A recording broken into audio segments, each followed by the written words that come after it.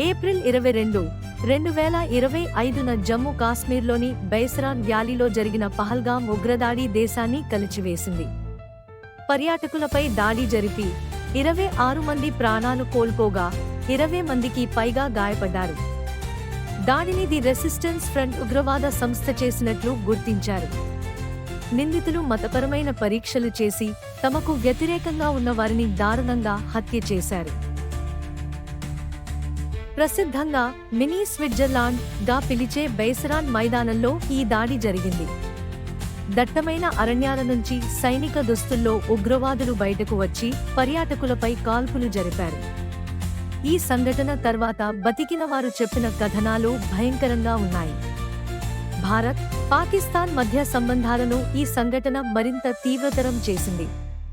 సింధు జలాల ఒప్పందాన్ని భారత ప్రభుత్వం నిలిపివేయడంతో పాటు పాకిస్తాన్ దౌత్యవేత్తల్ని వెనక్కు పంపించింది.